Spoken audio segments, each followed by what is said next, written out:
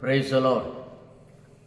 ప్రభువైన యేసుక్రీస్తు నామములో ఈ ఉదయకాలపు వర్తమానాల కొరకు ఎదురు చూస్తున్నటువంటి మీ అందరికీ నా హృదయపూర్వకమైనటువంటి వందనాలు.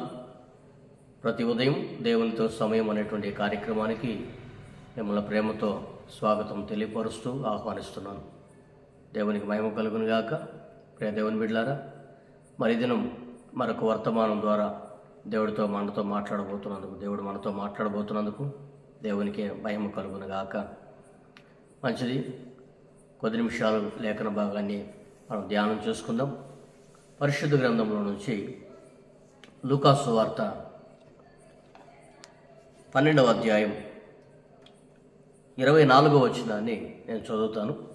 జాగ్రత్తగా మీరు ఆలకించండి. కాకుల సంగతి విచారించి చూడుడి, అవి విత్తవు, కోయవు, వాటికి గరిసె లేదు, కొట్టు లేదు, అయినను దేవుడు వాటిని పోషించున్నాడు. మీరు పక్షుల కంటే ఎంతో శ్రేష్ఠులు. ప్రియ దేవుని బిడ్డలారా, ప్రకృతిలో ప్రతి ఒక్క జీవి మనకు గుణపాఠాన్ని నేర్పేటువంటిదిగా మిగిలిపోయింది. వాటి ద్వారా మనం ఎన్నో మెళుకోగలిగినటువంటి జీవితాలు మనం నేర్చుకోవచ్చు, మెళుకోగలిగినటువంటి అనుభవాలు మనం నేర్చుకోవచ్చు. వాటిలో ఈ దినం దేవుడు మనతో మాట్లాడబోతున్నటువంటి పక్షి పేరు కాకి. మనం అనుకుంటాం, కాకి దగ్గర ఏముందిరా, కాకి దగ్గర మనం ఏం చూసి నేర్చుకోగలం అని. కానీ ఇక నుంచి ఎప్పుడు మనం కాకిని చూసినా ఈ సందేశం మనకి ఖచ్చితంగా మన జ్ఞాపకం రావాలి. అదేంటో చూడండి. కాకుల సంగతిని విచారించి చూడండి అంటున్నాడు. కాకుల దగ్గర మనం ఏం నేర్చుకోగలము? కాకులను విచారించి అంటే కాకులను పరిశోధించి చూడండి, కాకులను పరిశీలించి చూడండి. ప్రియ దేవుని బిడ్డలారా, కాకుల ద్వారా మనము ఒక గొప్ప గుణపాఠాన్ని మనం నేర్చుకోగలం. ఈ రోజున మనకి వ్యక్తిగత జీవితాలలో ఏ పరిస్థితుల్లోనైనా కూడా ప్రతిరోజు ఉదయాన్నే లేవగానే మనం చూసినట్టు కాకి మనకు ఒక గుణపాఠాన్ని నేర్పుతుంది. అదేంటో చూసారా? యోబు గ్రంథంలో ఒక చక్కటి మాట రాయబడింది. ఆ మాటను చూద్దాం. యోబు గ్రంథం 38వ అధ్యాయం 41వ వచనంలో రాయబడిన మాటను చూడండి. తిండి లేక తిరుగులాడుచున్నప్పుడు కాకి పిల్లలు దేవునికి మొరపెట్టగా కాకి ఆహారం సిద్ధపరిచిన వాడెవడు అంటున్నాడు. ప్రియులరా, కాకి పిల్లలట తిండి లేక తిరుగులాడుచు దేవునికి మొరపెడుతున్నాయట. కాకి పిల్లలు దేవునికి మొరపెడుతూ ఉంటే దేవుడు కాకి ఆహారం సిద్ధపరిచాడు. అంటే దాని తల్లికి ఆహారం సిద్ధపరిచాడు. తన తల్లికి ఆహారం సిద్ధపరచడం బట్టి ఆ తల్లి సంతోషంతో ఆ ఆహారాన్ని తీసుకొని వెళ్ళి తన పిల్లలకు పెట్టి కాకి తనకు కలిగినటువంటి జీవితంలో తృప్తి కలిగి జీవించబడుతుంది అనేటువంటి విషయాన్ని ఇక్కడ మనం గమనించాలి. ప్రియ దేవుని బిడ్డలారా, అక్కడ స్తుతిస్తుంది ఎవరు అంటే కాకి పిల్లలు. దేవుని కొనియాడుతుంది ఎవరు అంటే కాకి పిల్లలు. దేవునికి మొరపెడుతుంది ఎవరు అంటే కాకి పిల్లలు. కాకి పిల్లలు దేవునికి మొరపెడుతుంటే కాకి ఆహారం దేవుడు సిద్ధపరుస్తున్నాడు. చాలా విచిత్రంగా ఉంది కదా ఈ మాట. అంటే నీ సహాయ స్థితిలో ఉన్నటువంటి కాకి పిల్లలు దేవునికి మొరపెడుతుంటే, మాకు ఆకలిగా ఉందయ్యా, మేము ఏమీ తినలేనటువంటి దౌర్భాగ్యపు స్థితిలో ఉన్నాము, మా కడుపు నకనకలాడిపోతుంది, ఆకలితో అలమటిస్తుందని కాకి పిల్లలు దేవునికి మొరపెడుతున్నప్పుడు దేవుడు వాటి తల్లికి ఆహారాన్ని సిద్ధపరిచి కాకి ద్వారా కాకి పిల్లలు పోషింపబడేటట్లుగా బలపరచబడేటట్లుగా దేవుడు ఘనమైనటువంటి కార్యాన్ని చేస్తున్నాడు. చూడండి, అందుకనే కీర్తనాకారుడు కూడా అంటాడు ఒక చక్కని మాట, అరుచుపిల్ల కాకులకు ఆహారము తానియ్యును.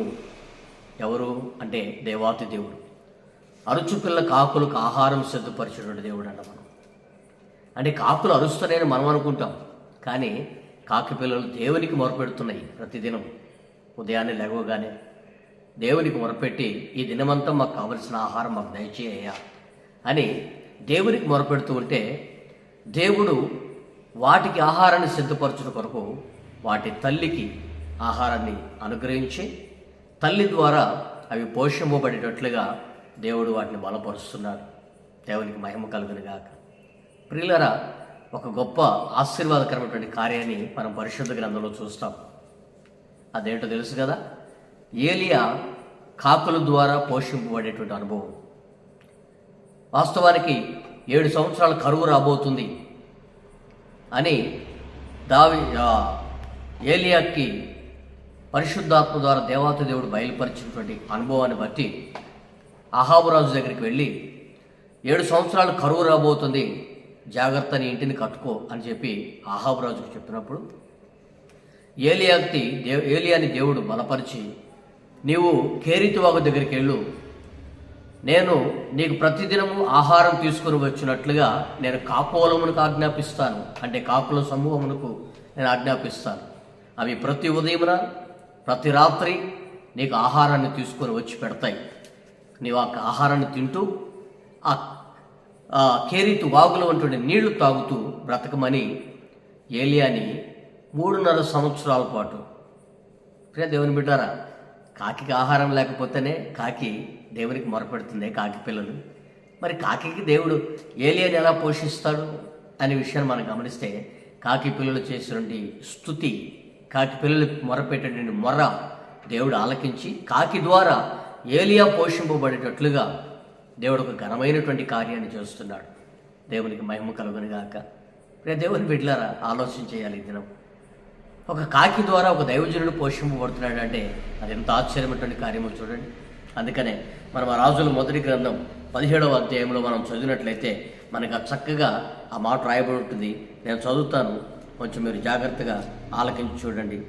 రాజుల మొదటి గ్రంథము 17వ అధ్యాయం నేను చదువుతాను, మీరు వినండి. అతని గిలాదు కాపురస్తులు సంబంధియు తిష్బీయుడైన ఏలియా అహాబు నొద్దకు వచ్చి, ఇశ్రాయేలు దేవుడిని యెహోవా సన్నిధిని నేను నిలబడి ఉన్నాను, ఆయన జీవముతోడు, నా మాట ప్రకారం గాక ఈ సంవత్సరంలో మంచైనను వర్షమైనను పడదని ప్రకటించును. పిమ్మట యెహోవా వాక్కు అతనికి ప్రత్యక్షమై, ఎవరికి? ఏలియాకి ప్రత్యక్షమై, నీవు ఇచ్చటి నుంచి తూర్పు వైపునకు పోయి యోర్దానుకు ఎదురుగా కేరీతు వాగు దగ్గర దాగి ఉండుము, ఆ ఏటి నీరు నీవు తాగుదువు, అతడికి నీకు ఆహారం తెచ్చినట్లు నేను కాకోలమునకు ఆజ్ఞాపించుతిని అని అతనికి తెలియజేసినాడు. ప్రియ దేవుని బిడ్డలారా, దేవుడు ఏ విధంగా అయితే ఏలియాకి చెప్పి కేరీతు వాగు దగ్గర పంపించాడో అదే రీతిగా ప్రతి ఉదయం ప్రతి సాయంత్రం కాకులు ఏం తీసుకొస్తున్నాయి తెలుసా? రొట్టె మాంసమును తీసుకొని వచ్చి ఏలియాని పోషిస్తున్నాయి. మనం ఆ కింద చదువుకుంటూ వస్తే 6వ వచనంలో, అక్కడ కాకోలములు ఉదయమందు రొట్టెను మాంసమును అస్తమయమందు రొట్టెను మాంసమును అతను ఎదుగు తీసుకుని వచ్చున్నాను, అతడు ఆ ఏటి నీళ్లు త్రాగుచూ వచ్చాను. చూసారా ప్రియమైన దేవుని బిడ్డలారా, దేవుని యొక్క ఘనమైనటువంటి కార్యం చూడండి. కాకులు దేవునికి మొరపెడుతుంటే కాకికి ఆహారం ఇచ్చి కాకి ద్వారా దైవ సేవకుడు పోషింపబడేటట్లుగా దేవుడు ఘనమైనటువంటి కార్యం చేస్తున్నాడు. ప్రియ దేవుని బిడ్డలారా, ఆ కాకి మనకు నేర్పిస్తున్నటువంటి గుణపాఠం ఏంటి తెలుసా? మనకు లేకపోయినా సరే దైవజనునికి పెట్టాలి, దైవజనుని పోషించాలి, దైవజనునికి ప్రోత్సాహకరంగా ఉండాలి అని ఆ కాకి మనకు ఒక గుణపాఠాన్ని నేర్పిస్తుంది. ప్రియులారా, ఈరోజు మన వ్యక్తిగత జీవితాల్లో మనం ఎంతవరకు మనం నడిపించబడుతున్న సంఘ కాపరికి సహకారంగా ఉంటున్నాం, మనం నడిపించబడుతున్నటువంటి సంఘ సేవకునికి అనుకూలంగా ఉంటున్నాం, ఎంతవరకు మనం ప్రయోజనకరంగా ఉంటున్నాం? కాకికే కనువిప్పు కలిగి జ్ఞానోదయమై దైవ సేవకుని పోషిస్తూనే కాకికి ఉన్నటువంటి కృతజ్ఞత కూడా మానవ మాత్రమైనటువంటి రోజున మన జీవితంలో కొందరికి లేకపోవటం బాధించదగినటువంటి విషయం. అందుకనే ప్రియ దేవుని బిడ్డలారా, ఆ కాకి సంగతి విచారించి చూడండి, కాకి ఏం చేస్తుందో చూడండి. కాకిని గురించి మీరు తెలుసుకొని కాకిని బట్టి మీ యొక్క వ్యక్తిగత జీవితాల్లో కాకి ద్వారా గుణపాఠాన్ని నేర్చుకోండి అని యేసు ప్రభువు వారు తేటగా బోధిస్తున్నాడు. వాటికి ఆహారం లేదు, కొట్లు లేవు, గరిస లేదు, కానీ వాటిని ప్రతిదినం పోషిస్తున్న దేవుడు వాటికంటే మీరు శ్రేష్ఠులు కారా అని చెప్తున్నాడు. ప్రియమైన దేవుని బిడ్డలారా, ఈరోజు మనం బస్తాల బియ్యం దాచుకున్నట్టు కాకులు దాచిపెట్టుకుంటాయా? దాచిపెట్టుకోవు కదా. మరి కొట్లకు వెళ్ళి మనం కొనుక్కొచ్చుకుంటున్నట్టుగా, అంగడికి వెళ్ళి కొనుక్కొచ్చుకుంటున్నట్లుగా కాకులు కొనుక్కొచ్చుకుంటాయా? కొనుక్కొచ్చుకోవు కదా. మనం ఏదైనా బయట వేస్తే దాని మీద ఆధారపడి జీవించినట్టు ఆ కాకే ఒక దైవ సేవకుని పోషించే బలమైన శక్తిగా కాకులు ఎదిగాయంటే ఆ కాకులు ఎంత ఆశీర్వదించబడేటువంటి కాకులు చూసారా ప్రియ దేవుని బిడ్డలారా.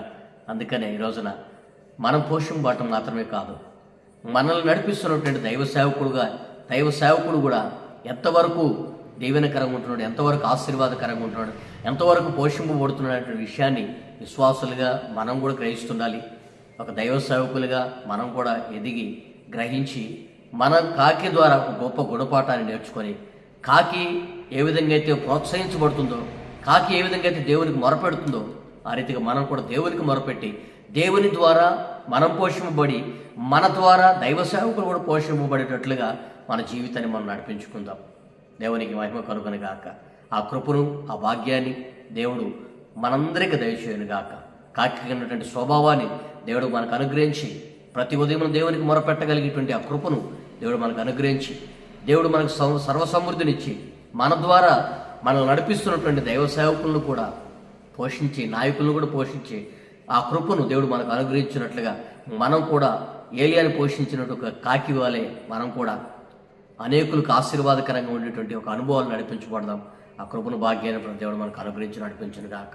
ప్రార్థన చేసుకుందామా. మహాపరిశుద్ధుడా, మీకు వందనాలు ప్రభా, స్తోత్రం నాయన. ఉదయకాల సమయంలో మీరు మాతో మాట్లాడినందుకు స్తోత్రం చెల్లిస్తున్నాం. అవునయ్య, కాకుల సంగతి విచారించి చూడండి అని తెలియజేశారు. అవును ప్రభా, కాకులను చూడగా మాకు కలిగేటువంటి జ్ఞానోదయపు మాటలు మీరు మాకు తెలియజేశారు. ఆయన తిండి లేక తిరుగులాడుచున్నప్పుడు కాకి పిల్లలు దేవునికి మొరపెట్టగా కాకి ఆహారం సిద్ధపరిచినటువంటి నీవు ఆ తల్లికి ఆహారాన్ని సిద్ధపరిచి కాకి పిల్లలు పోషింపబడేటట్లుగా ఘనమైనటువంటి కార్యం చేసే దేవుడు. అరుచు పిల్ల కాకులకు నీవు ఆహారం సిద్ధపరిచిన దేవుడు అని ఆయన కీర్తనాకారుడు సెలవిస్తున్నట్లుగా ఆయన కాకులు పోషింపబట్టి మాత్రమే కాకుండా కాకుల ద్వారా దైవ సేవకులు కూడా పోషింపబడేటట్లుగా ఏలియాని ఏ విధంగా అయితే పోషించామో తండ్రి, మేము కూడా అటువంటి గుణపాఠాన్ని కలిగి ఒక ఉదయకాలం లేచి దేవునికి మొరపెట్టి ఆయన మరి మీకు మొరపెట్టి మీ ద్వారా మేము ఆశీర్వదించబడి మేము ప్రభా దైవ సేవకులకు ఆశీర్వాదకరంగా ఉండగలిగేటట్లుగా ఆ కృపను మాకు ప్రసాదించమని కోరుతున్నాం.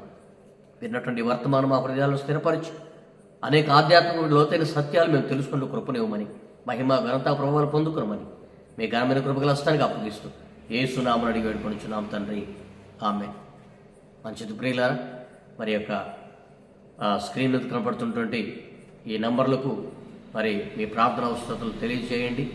మరి ఈ యొక్క వాక్యాన్ని అనేకులకు షేర్ చేయండి. మరి మీ యొక్క హృదయ స్పందనలు మాకు తెలియజేయాల్సిందిగా ప్రేమతో మనవి చేస్తున్నారు.